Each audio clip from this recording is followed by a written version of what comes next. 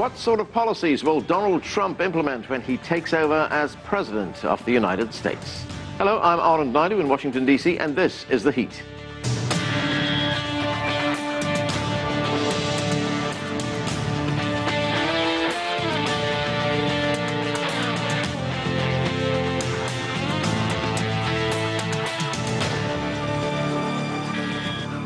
Donald Trump ran a very unconventional campaign on his way to upsetting the odds and winning the U.S. presidential election last month. But will he continue to be as unpredictable when he takes over as president on January 20th? And if so, what are the potential implications? Will he try to undo long-time U.S. policy towards China? How will he approach the U.S. role in the Middle East? And will he carry out his threat to deport millions of undocumented immigrants to Mexico? All of this has many in the U.S. and around the world on edge. And joining me now to discuss it here in the studio is Joe Madison. He is a radio talk show host with Sirius XM. With us from Beijing is Chinese international relations expert Victor Gao. And joining us from Toronto is Raheel Waza. She is a journalist and author. Also joining us in the studio is Ansgar Grau. He is a senior political correspondent for the German newspaper Die Welt. Welcome to all of you to the show. Let's start with Victor in Beijing. Victor, what do you make of the comments that Donald Trump has been making about China? He's been doing this mostly through tweets as well. He also telephoned the leader of Taiwan. What do you make of that? I think China is being taken completely by surprise, and there is increasing level of concern about what Mr. Donald Trump is saying and is doing.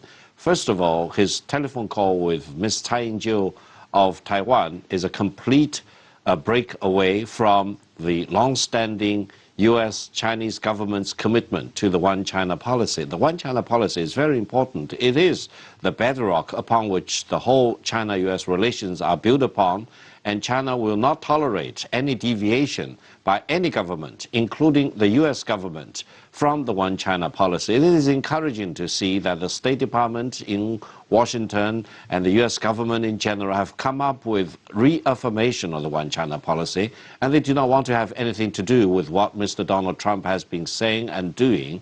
And I think the Chinese Foreign Ministry has come up with two stern representations with the U.S. government emphasizing the importance of the One China policy. And I hope Mr. Donald Trump eventually will sober up and no longer do anything which will undermine the ultra importance of China-U.S. relations. These are the most important bilateral relations in the world, and neither China nor the United States can afford to damage in a fundamental way the China-U.S. relations. And I hope eventually, once Mr. Donald Trump goes into the White House, he will really handle himself with responsibility, respectability, accountability in conducting the presidency of the United States.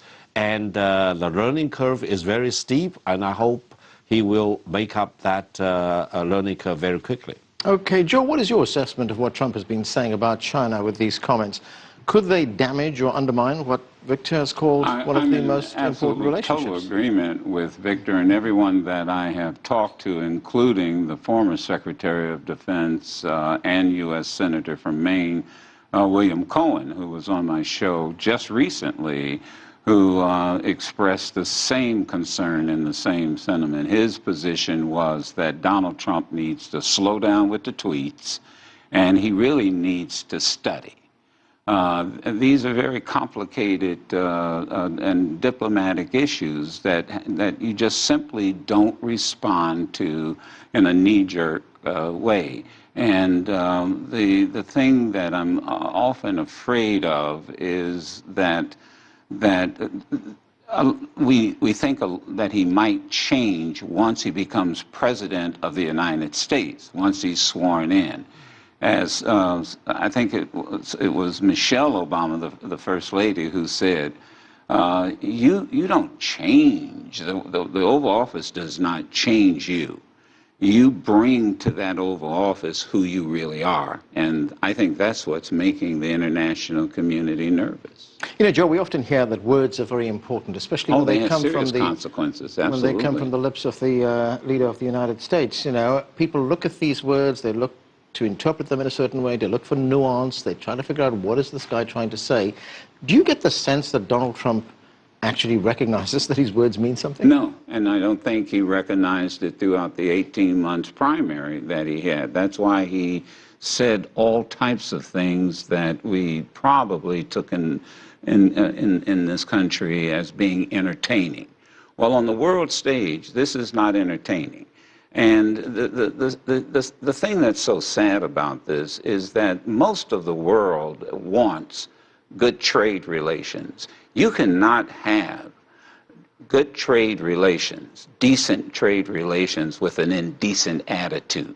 You can't keep attacking your trading partners the way that he has done it. And I think let's just be straight up honest about this. The reality is this leopard is not going to change his spots when he becomes president of the United States, because I don't think the people around him, let's, for example, the call. You know, initially we were told, oh, she called me. This was a spontaneous phone call, only to find out that it had been in the works even before he got elected. There's a certain, not a certain degree, honesty is also extremely important. Victor, let's look at one other development. Donald Trump was scheduled to meet with Henry Kissinger, the former Secretary of State of the United States, in New York. We're not sure whether that meeting did take place, but Kissinger has already met with the Chinese President Xi Jinping. What should we read into that? Are you encouraged by the fact that Kissinger would be talking to Trump and then would also be talking to Xi Jinping, the President of China? Now, I think in China-U.S. relations in general, there is no other figure than Dr. Henry Kissinger, who has so much respect, both in China as well as respect. I had the great honor of working with Dr. Henry Kissinger in 1985 as well as in 1986 when he visited China as the former Secretary of State, and he met with Deng Xiaoping and all the other leaders during those two trips.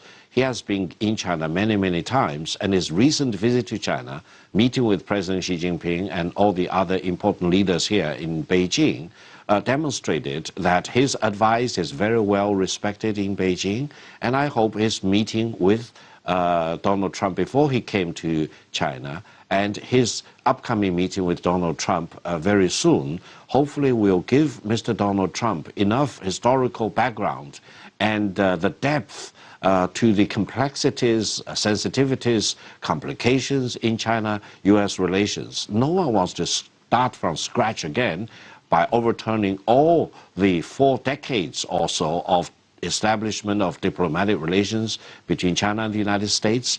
A steady hand, like Dr. Henry Kissinger, can help a big mile in maintaining the good momentum in China-U.S. relations. China does not want to become an enemy of the United States. China respects the presidency of the United States, whoever who sits in the Oval Office. And likewise, China wants to deal with Mr. Donald Trump with all the respect that the presidency of the United States deserves. But we do not want to have someone in the White House who is belittling China, disrespecting China, saying and doing things harmful to China-U.S. relations. And I truly believe Dr. Henry Kissinger can give good advice to Donald Trump. And hopefully people around Donald Trump will not go to the extreme in venting their personal anger, for example, against China, as if that is in the national interest of the United States. Okay, let's bring in Raheel from Toronto. And Raheel, let's move to another foreign policy arena, that's the Middle East. Trump has talked about pulling out of the Iran nuclear deal. He's talking about killing ISIL militants. But in a departure from Obama policy, he hasn't talked about deposing Bashar al-Assad in Syria. How do people in the Middle East view what Trump is saying and doing right now? I think people in the Middle East will probably be viewing Trump as I do, with cautious optimism. We're waiting to see when he takes office if what he says and what he does are two different things. But certainly on my wish list of the 4 things that I would like to see happen when he takes office, tearing up the Iran nuclear deal is one of them. Given Iran's human rights record, given the fact that there are trigger-happy ayatollahs sitting around waiting to nuke their neighbors, I think that that is a good decision. I'm also hoping that he will target ISIS, because after 8 years of muzzling free speech, we finally have a person who is addressing a radical Islamist ideology by its name. He is addressing the issue of terrorism instead of pushing it under the carpet, and that is what has led to so much repression of expression, which has led to bigotry and racism. So I believe that it's really important for every American to be able to question the safety and security of their land. And if the safety and security is being threatened by a radical jihadist ideology, then so be it. It needs to be discussed. It needs to be talked about. Solutions need to be found. So that is certainly the second thing that I'm looking for. The third is to open free speech. I mean, in the country of the world where we expect freedom of expression and freedom of speech, you had Islamophobia labels on people who even ventured to question whether any of the terrorists were Muslim. So all this is something that I'm hopeful for. Joe, what's your view on that? Because it's not a view that we hear very often, tearing up the Iran nuclear deal. Well, I think the reason we don't hear it too often is because we're not in it alone. I mean, this is a deal that was put together by a coalition of countries, and I think that's one of the things that he has to understand. That would be my reaction. And it's not just a question of what Donald Trump will do.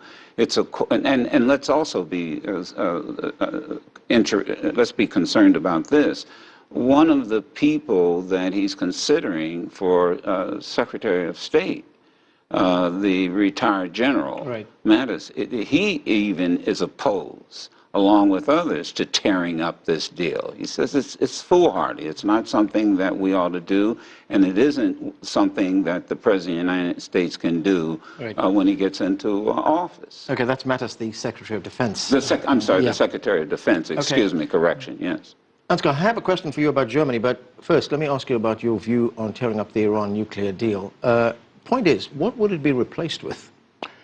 That's the one question. And the other question, it would be totally stupid since, as it was mentioned before, it's not only the decision by the United States, it was an alliance of United States, France, United Kingdom, Germany, and China. And you can't start kind of a trade war with China and another quarrel about one China policy, and on the same side expect that China will help you to renegotiate a new deal with Iran. And therefore, it's in regard to this Taiwan call, I think there are two possibilities. One possibility is he was totally clueless.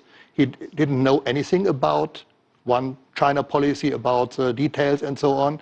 The other possibility is he wanted to change this one China policy. But starting with tearing up such a policy that existed for over decades, starting with it before you are in the office, before you have any briefings with experts and pundits in the State Department, starting it at such an early point, being clueless or being so renegade, both wouldn't be a recommendation for sitting in the Oval Office for the next years. I read something that was very interesting, and this is related to the American people and what was it that made Donald Trump attractive, and that was the American voters were angry at everybody. They were angry that nothing was being done in Washington. They were simply angry at everything. And so their attitude was, burn it down.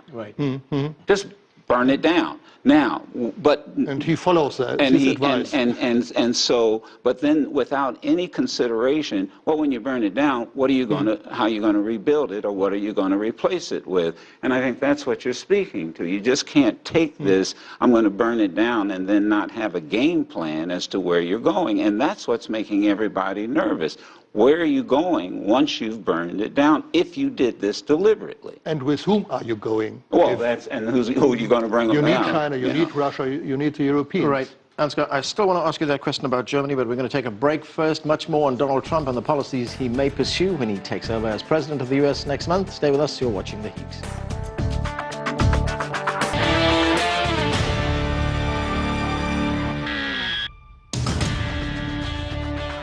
Welcome back to The Heat. We're talking about Donald Trump, who will be sworn in as US president next month. What sort of policies can we expect from the billionaire businessman that may have an international impact? And Ansgar, let me get to that question about Europe, Germany in particular. Trump has been critical of Germany, critical of its immigration policies, saying that the policy to admit Syrian refugees to Germany was, quote unquote, insane. He's also called Hillary Clinton America's version of Angela Merkel, the German leader. How do Merkel and Germans view the president-elect? I think most people on one side in Germany think there were some mistakes made in the beginning of this refugee crisis. This policy of open borders, which started in the autumn of 2015, was a mistake. But nevertheless, people in Germany, and especially the politicians, are afraid that Donald Trump is totally unpredictable. And, for example, our Secretary of Foreign Affairs and soon-to-be President, Frank-Walter Steinmeier, has said during the election campaign, during Trump's election campaign, he's a hate preacher. And Angela Merkel, as we say in Germany, the day after the election, after Trump's victory, has said he is welcome to cooperate with the Europeans and with the Germans also in the future, but she reminded him of common values like freedom of speech, like freedom of like equal justice for everybody. And I think that says a lot, that the Europeans think they have to lecture the upcoming American president about the common values. That says, and Frank-Walter Steinmeier, the Secretary of Foreign Affairs, also said America in the future will be less predictable. And I think that means in some point maybe Trump is right, that he has criticized that the burden sharing, for example, in the Western Alliance, in the NATO, was not very fair. The United States always took a much bigger part of the burden than the Europeans. And we were used to the situation where we could get in a fight on the schoolyard, and then we could call our big brother and he would step in and help us. And now this big brother has said, I will mind my own business in the future, get your own weapons. And sure, the Europeans have weapons, they are funding their defense, but they have to pay more for their own defense in the future. Okay. Raheel, let's look at one of the more controversial statements that Donald Trump has made during the campaign and even after he was elected to be the president of the United States, and that is to impose a ban on Muslims coming into this country. It was changed at one point where he said, well, look, I'm going to subject Muslims to extreme vetting, as he called it. I mean, how is that seen around the world? Well, sorry. It depends. You know, when people are running for elections, they say all sorts of things. And Mr. Donald Trump certainly made some preposterous statements, and then he backtracked on them. I think he used this as an engaging ploy to get media attention, media hysteria, and then he would backtrack. I personally don't think that he is going to deport Muslims. I think that he is looking to pinpoint the problem. He has said, there is a problem and I want to know what it is. And we all know there is a problem. We can't be naive to think that we are not dealing with a problem of refugee immigration or, as I said before, terrorist ideologies. As far as Muslims are concerned, the vetting process is something that even I had suggested in Canada many years ago, that immigrants, new immigrants that come from countries that train and promote terrorism should be vetted. There's nothing wrong with that. There's nothing wrong with looking at the safety and security of the land in which we live. I don't think he meant that he was going to vet every Muslim who is living in America. I also think that this period between now and when he takes oath of office is a very opportune time for American Muslims to rethink their angst about Donald Trump and to start a new beginning and to work with him on the ideas that he has presented, which are good for Muslims and which are good for America. And that is to pinpoint radicalization and to try and get rid of it. Well, why should now, how that will be done, of course, depends on people who advise him. Why should, heard this before why tonight. should Muslims in America rethink their opinions on Donald Trump? Because a lot of them have had very negative opinions about Donald Trump. When they heard him say that he was going to deport Muslims, obviously there was a negative reaction. But at the same time, there are many Muslims who support him as well. And they support him on the issues that are real, on the trigger points that he has put his finger on, which all Americans are thinking about, but nobody wanted to talk about until he put it in the midst. Now, you know, it's like putting a cat among the pigeons. Obviously, he has a very blunt and very, crass way of saying things. But hopefully that will change. You know, as I said, cautious optimism, people who advise him, the American people, the people who are around him. He's not a standalone person. So hopefully that will change, and hopefully he will enforce policies that are good for everyone. All right, Joe, I know you want to say something. Go ahead. Well, I can appreciate cautious optimism, and I'm not one to argue about this, but let us be something. This is the United States of America. First, number one, we have a vetting system. It is a very effective vetting system. It is not easy to get into the United States of America, and that was made clear during the campaign. Number two, we do not have a religious test. And that's what Donald Trump kept pushing. It was not just a question of being from the Middle East. You couldn't be a Muslim. Yeah. And this goes against American values. And as far as... let me jump right in and ask you a question. Okay. Sir, let me ask you a question. If America has such a good vetting process, how is it that you have had so many homegrown terrorists right inside America? If the vetting process was so good, then there should have been a better way of dealing with it. Well, the reality, with all due respect, you know and I know, no system is perfect. Right. I mean, let's just be quite candid about that. So when you start talking about so many, the reality is that we've avoided far more than we've had. And to be quite candid, I am an African American who has had more problems dealing with homegrown terrorists known as the Ku Klux Klan and white supremacists than I've had with any Muslim or Middle Eastern in this country. Okay, let me go to Victor quickly. Victor, one of the big issues of concern to China is the Paris Accord on climate change. Of course, China and the United States led that accord that was signed in Paris. Trump is a climate change skeptic. And how much concern is there in China that he could undo some of the good that's been done so far? Well, first of all, I think we want to see that Mr. Trump, once he goes into the White House, will carry on the obligations of the United States together with China and many other countries, more than 100 countries already who have become effective members and the signatories to the Paris Climate Accord, mainly because this issue is so important that all mankind should get united behind this big campaign to control the emissions and further worsening the effects of the climate change on mankind. And if the United States pulls out under President Trump, starting on January the 20th, it will be a major, major blow to the Paris Climate Change Accord, and it will also damage the global leadership of the United States. And I hope Mr. Donald Trump again will get up to speed on the very, very important issue of climate change and continue to work with China and many other countries in cooperation and dealing very effectively with the impact of the climate change. No one will benefit if President Donald Trump wants to pull the United States out of the Paris climate change. It will be a disaster. Ansgar?